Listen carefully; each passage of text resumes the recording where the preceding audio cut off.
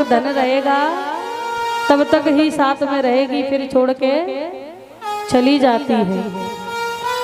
अजामिल के साथ वो गणिका आ गई और जैसे ही घर में प्रवेश किया, अजामिल की पत्नी देख करके कहने लगी, स्वामी मेरे होते हुए आपको दूसरी पत्नी की आवश्यकता क्यों पड़ गई? अजामिल की बुद्धि बिगड़ गई है। उसको देखकर जब आदमी दूसरी औरत के चक्कर में पड़ जाता है ना, तो अपनी औरत उसको काटने के समान लगती है, कांटे के समान चुभती है। अजामिल ने अपनी पत्नी को घर से बाहर निकाल दिया और उस गणिका को साथ में लेकर के रहने लगा। धीरे धीरे समय व्यतीत हुआ। उसने कहा, ये पूजा पाठ छोड़ दो, मुझे ज्यादा से ज्यादा धन कमा करके दो तो ही मैं रहूंगी, वरना नहीं रहूंगी।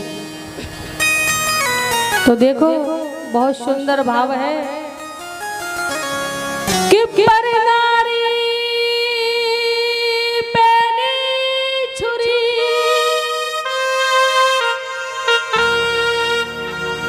पर नारी पैनी छुरी और तीन चीज को खाए,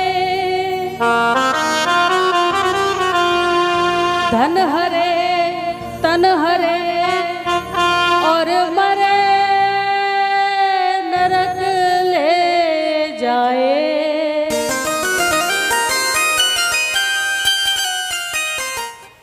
अपनी पत्नी निस्वार्थ भाव से प्रेम करती है। दूसरी औरत तुमको कभी बिना स्वार्थ के प्रेम नहीं करेगी। जब तक उसका मतलब निकलेगा तब तक तुम्हें साथ रखेगी। आज अजामिल की 2-4 मालाएं होती थी, पूजा पाठ होता था, उस गणिका ने छुड़वा दिया। कहा मुझे ज्यादा से ज्यादा धन चाहिए, नहीं तो मैं अभी छोड़ के चली जाऊंगी। तो आज अजामिल विद्वान पंडित से एक बड़ा डाकू बन गया, लुटेरा बन गया, लूटपाट करने लगा, लोगों को सताने लगा। अब तो उसका नाम चारों ओर फैल गया, डाकू अजामिल, डाकू अजामिल। तो देखो इन आंखों से और इन कानों से कितने कितने बड़े कार्य हो जाते हैं। इसलिए अपनी नजरों से कभी भी संभव हो सके तो कुछ भी गलत नहीं देखना चाहिए, ना गलत सुनना चाहिए। आज अजामिल बहुत बड़ा डाकू चोर बन गया, लूटपाट करता है और अपनी पत्नी को खुश रखता है। तो एक दिन संतों की मंडली चातुर्मास के लिए भ्रमण करती हुई जा रही थी। रात्रि में एक व्यक्ति से पूछा कि भैया इस गांव में कोई भक्त रहता है क्या, जिसके यहाँ पर हम रात में रुक ले, सुबह उठते ही वृंदावन को चले जाएंगे। गांव के लोगों ने उन संतों के साथ मजाक कर दिया, कह दिया हाँ बाबा, यहाँ पर एक अजामिल नाम का पंडित रहता है, उसके यहाँ पर तुम चले जाओ, बड़ा ही बड़ी खातिर होगी तुम्हारी। अब संतों का स्वभाव बहुत सरल होता है, वो किसी का मजाक नहीं समझते। उन्हें तो जो बोल दिया जाए वही उनको सच लगता है, क्योंकि वो सत्य के साथ रहते हैं, उन्हें सब सत्य दिखाई देता है। संत जब अजामिल के घर पहुंचे तो अजामिल रात्रि के समय चोरी करने गया था, लूटपाट करने गया था, घर पे नहीं था। तो उस वैश्या ने, उस गणिका ने देखा तो संतों को प्रणाम किया। संतों ने कहा बेटी, हमें बताया गया है कि इस घर में बहुत बड़ा भक्त अजामिल रहता है। गणिका ने कहा बाबा, यहाँ कोई भक्त नहीं है। और मैं आपको भोजन बना करके खिलाने के लायक नहीं हूँ, क्योंकि वो जानती है कि मैं कैसी हूँ।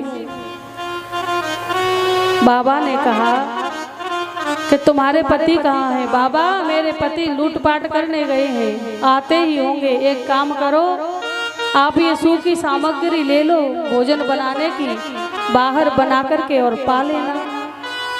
संतों ने कहा ठीक है बेटा। तो घर के बाहर बहुत बड़ा सुंदर वृक्ष था, उसके नीचे संतों के साथ में जो उनके चेले हैं, शिष्य हैं, उन्होंने सब भोजन बनाया, सबने प्रेम से पाया। उनमें सबसे बड़े महंत जी जो हैं, संतों के गुरु, वो रात्रि भर भजन करते रहे। और सुबह जैसे ही डाकू अजामिल आया तो संत खड़े हो जाते हैं। संतों ने कहा बेटा कहाँ से आए हो? अजामिल एकदम से टेढ़ी नजर से चिल्ला करके कहने लगा, जाओ जाओ यहाँ से, यहाँ क्यों आए हो? क्या लेने आए हो? यहाँ कुछ नहीं है, यहाँ से जाओ। संतों ने कहा बेटा हम तुमसे कुछ लेने नहीं आए हैं, हमने रात्रि भर तुम्हारे घर के सामने विश्राम किया है, तुम्हारे घर का भोजन खाया है, और भोजन किया है तो दक्षिणा दे दो, हम चले जाएंगे। क्या भूतों से पूत मांगते हो? तुम्हारे ये कमंडल चिमटा अभी हाल छीन के रख लूंगा,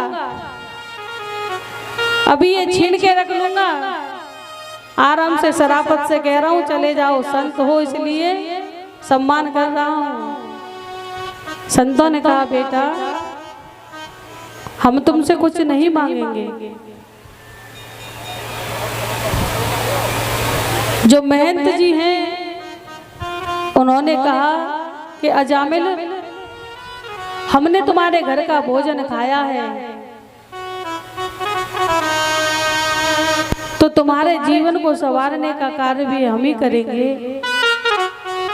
अजामिल ने कहा मैं अपने जीवन को स्वयं संवार लूंगा, लेकिन संत कभी भी किसी भी भक्त का हित नहीं अहित नहीं करते, सबका हित चाहते हैं। आपस में उन्होंने चर्चा की। अजामिल से कहा बेटा हमें बस इतना दे दो कि जो तुम्हारी पत्नी के बालक होने वाला है उसके 9 बच्चे पहले से थे, जो 10वां पुत्र बालक होने वाला है उसका नाम तुम नारायण रख लेना, बस इतना ही चाहिए। अजामिल ने कहा नाम रखने में कौन सी बड़ी बात है, इसमें कौन सा धन जा रहा है मेरा, रख लूंगा, जाओ। संत चले जाते हैं। जब बालक का जन्म हुआ तो उसका नाम नारायण रख दिया। तो भगवान ये नहीं देखते कि आप उनका ही नाम पुकारो। भगवान ये नहीं सोचते कि ऊपर हाथ करके मुझे पुकारे या मेरे सामने आके मुझे पुकारे। किसी भी बहाने से बस भगवान का भक्त अगर नाम लेता है तो परमात्मा उसे स्वीकार कर लेते हैं।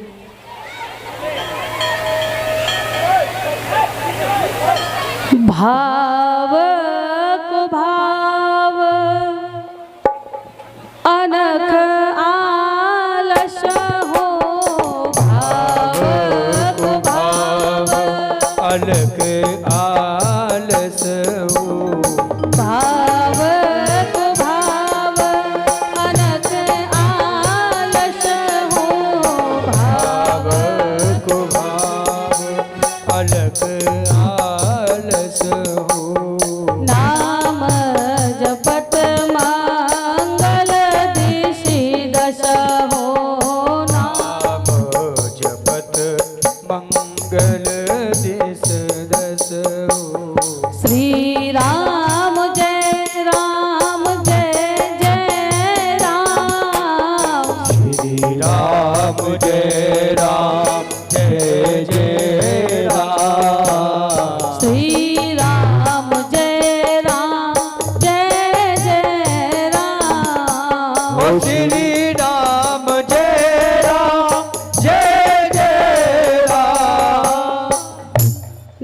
कैसे भी जपो, भगवान का नाम भगवान को स्वीकार होता है।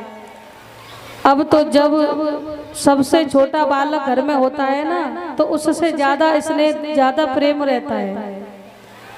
तो अजामिल कहीं से भी आता, अपने छोटे बेटे को, पुत्र को बुलाता, बेटा नारायण इधर आओ, बेटा नारायण ये काम करो। अब तो नारायण नारायण कहता रहा। इधर धीरे धीरे समय व्यतीत हुआ, लेकिन उसने पाप कर्म करना नहीं छोड़ा था। तो जब अंत समय में अजामिल के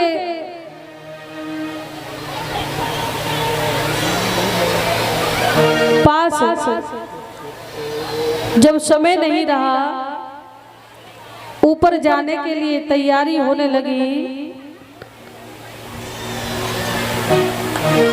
तो यमराज के दूत उसको लेने के लिए आए। जब यमराज के दूत लेने के लिए आए तो अजामिल को दिखाई देने लगे कि अब ये मुझे ले जाएंगे और मैं मरना नहीं चाहता, क्योंकि पत्नी मोह इतना है उसको कि वो चाहता है कि मुझे 100 साल से भी ज्यादा 1000 वर्ष मिल जाए जीने के लिए। वो जोर से चिल्लाने लगा, बेटा नारायण मुझे बचाओ, नारायण मुझे बचाओ, ये यम के दूत मुझे लेने आए हैं, नारायण मेरे प्राणों की रक्षा करो। तो बुला रहा था अपने बेटे नारायण को, लेकिन स्वयं नारायण भगवान के पार्षद वहां आ जाते हैं। आज नारायण भगवान के पार्षद वहां आए तो दोनों में बहस होने लगी। यमदूतों के बीच में और नारायण भगवान के पार्षदों में बहस होने लगी कि इसको हम लेकर जाएंगे। लेकिन भगवान के पार्षद कहने लगे, नहीं, आप इसे नहीं लेके जा सकते। क्यों? क्योंकि इसने वेद पुराणों के अनुसार मरते समय भगवान का नाम ले लिया है। जो अंत समय में परमात्मा को पुकार लेते हैं ना, तो वो परमात्मा में ही विलीन हो जाते हैं। जब यमदूत कहने लगे इसने जीवन भर पाप कर्म किया है, हम इसे ले जाकर रहेंगे, तो भगवान नारायण के पार्षदों ने उसे ले जाने नहीं दिया। और जब यमदूतों के वापस आने पर यमराज को पूछा, महाराज एक बात बताओ, ये नारायण कौन है? हमें तो लग रहा था कि आपके ही 4 हाथ हैं, लेकिन वहां तो 4 हाथ वाले कई आए थे और उन्होंने हमको अजामिल को लाने नहीं दिया। यमराज जी ने कहा, धीरे बोलो, धीरे। अगर किसी पापी ने भगवान नारायण का नाम सुन लिया तो उसको नरक से बाहर निकालना पड़ेगा। बोलिए वृंदावन बिहारी लाल की जय हो। तो आज अजामिल ने ये देखा कि भगवान का नाम मैंने अपने पुत्र के नाम के द्वारा भगवान को पा लिया, तो मैं अपने जीवन में सच में परमात्मा का भजन करूंगा तो मेरा जीवन तो कृतार्थ हो जाएगा। तो वन में चला गया और जाकर के भजन करने लगा। बोलिए वृंदावन बिहारी लाल की। अश्क आँखों